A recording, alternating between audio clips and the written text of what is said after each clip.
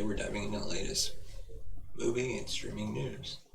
First up, we'd like to thank our sponsor, Poddex, for sponsoring this episode. Poddex are the hottest new tools for podcasters looking to have more meaningful conversations or to boost their podcast. Simply shuffle up, ask a question, and let the content roll. Get yours today at poddex.com and use code CINEMAGOLD for 10% off your order. And now let's get to the box office news.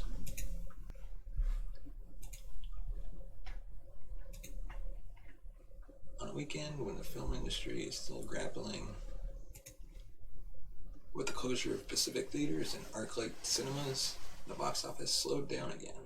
For now, Warner Brothers' Godzilla vs. Kong stays at number one with 7.7 million in its third weekend in 3,000 locations, giving it a domestic total of 80.5 million. Globally, the film now has a total of 390.5 million as theaters begin to slowly reopen and markets are slowly recovering in China, Australia, Mexico, and Taiwan. This week, Godzilla vs. Kong will become the first Hollywood blockbuster since Bad Boys for Life 15 months ago to gross over 400 million worldwide.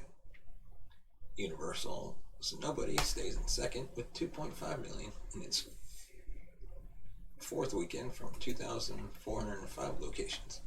The film was made available as a premium on-demand title thanks to Universal's theatrical window deal with AMC and Cinemark, but it has remained in the 2 million range over the past 3 weekends, as it has quietly accumulated a total of 19 million domestic and 34.5 internationally. Sony and Screen Gems' The Unholy and Disney's Raya and the Last Dragon are in a narrow race for third, with Unholy holding a slight edge with 2.06 million from 2,000 locations in its third weekend, with a 9.5 million total. Raya earned 1.9 million from almost 2,000 locations in its seventh weekend for a domestic total of 37.6 million. Warner Brothers' Tom and Jerry completes the top 5 with 1.09 million from 2,028 screens in its 8th weekend for a domestic total of 42.5 million.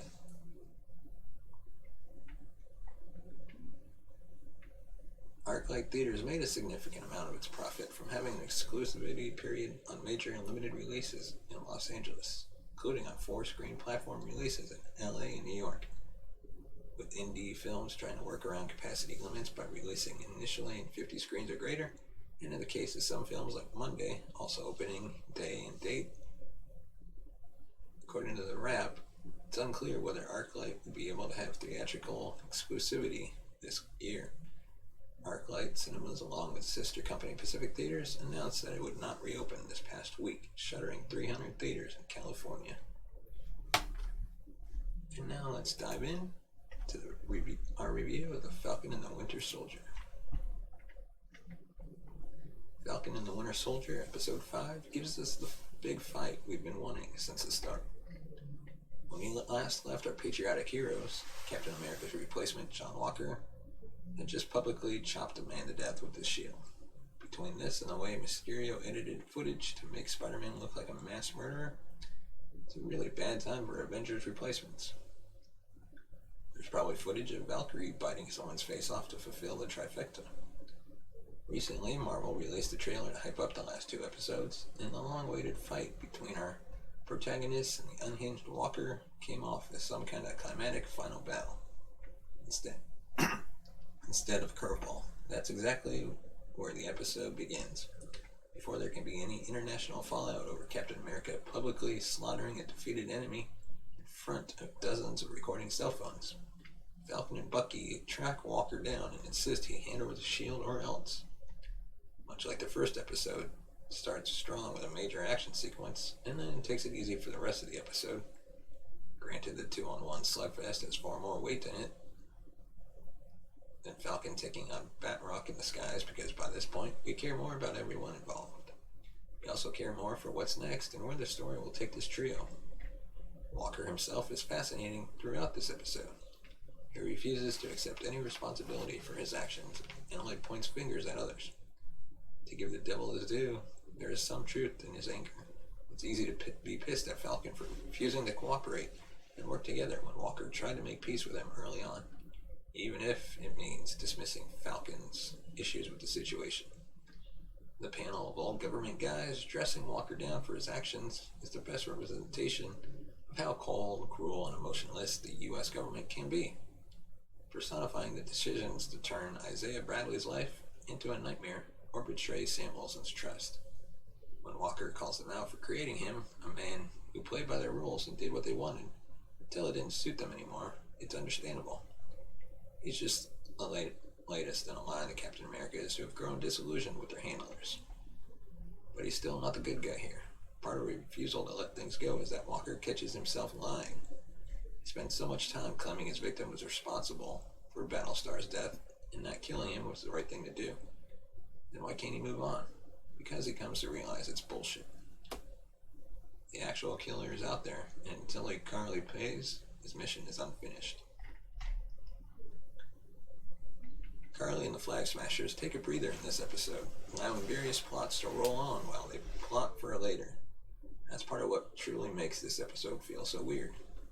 Even though there's one more episode after this, truth feels like the season finale for a show that's getting at least one more season. There's an overall feeling of quiet resolution that spreads throughout all of this, and most of the dangers feel like something that will be dealt with down the line. Even the episode's big cameo is reminiscent of one of the MCU's most iconic post-credit scenes. That happens so early in this episode just makes everything feel so out of whack. This all just makes me look forward to next week's episode more. There's a lot left in the air, and we'll see it all come to a head in the finale. But we got through so much of the non-action stuff this time around that the finale not only shouldn't feel overstuffed, but will probably allow for a lot more action. Anyway, the real MVP of this episode is Anthony Mackie's face whenever Bucky was in any way polite to Sarah Wilson. That really said it all. And now, let's move on to our review of the Mighty Ducks Game Changers Episode 4, also called Hockey Moms. The fourth episode of the Mighty Ducks Game Changers is about the characters moving out of their comfort zones and doing what is right instead of what is easy. The episode focuses on a showdown between the Don't Bother's moms and the Ducks moms in a skills competition. Warning, this does contain very minor spoilers and assumes you've seen the first 3 episodes. Also, although Sophie has joined the Don't Bothers, she hasn't told her parents yet, who are so focused on success that they have planned out every detail of their children's lives. In the meantime, Sophie bides her time practicing with both the Ducks and the Don't Bothers until she can figure out how to approach her parents. She'd rather skate in back-to-back practices and disappoint her teammates on both teams than stand up to her parents. A daunting task for any 12-year-old, but even more so when her older brother gets accepted to Harvard. Gordon Bombay and Alex Morrow run into Stephanie Reddick, Alex's boss and mother of 2 kids who play on the Ducks, and her husband, who invite Gordon and Alex to dinner. Stephanie laments that mothers of the Ducks need a team of hockey moms to compete against at the annual Mom Skills Challenge. Bombay volunteers to Don't Bother his moms to compete against the Ducks moms, and even pushes Alex to challenge Stephanie in the slapshot competition.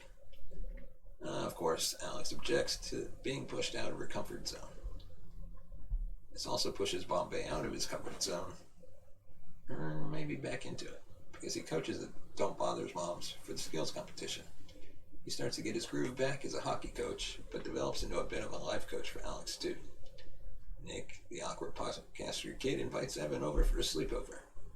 Evan asks that Nick also invite Coob, the team's reclusive goaltender, because he doesn't socialize with the team. Coob normally plays hockey video games by himself in his basement, so this pushes him into uncharted social territory. While Hockey Moms is about the characters forcing themselves to do what is difficult for them, it also explores the classism and snobism that divides the Ducks parents from the Don't Bother parents. While the third episode was rather exciting and fourth installment of the Mighty Ducks Game Changers feels a bit like a letdown. It's not bad. It's not quite a filler story, as there is character development, mostly for Gordon and Alex, but it's less about the hockey action and more about the touchy-feely stuff that Evan complained about earlier in the season. Well, that's all we have for this episode of the Cinema Gold Show. Follow us on Twitter at Cinema Gold Show. Hit the like button on this video, and be sure to subscribe to catch all our latest episodes and new content delivered daily. Thanks for watching, and we'll see you tomorrow.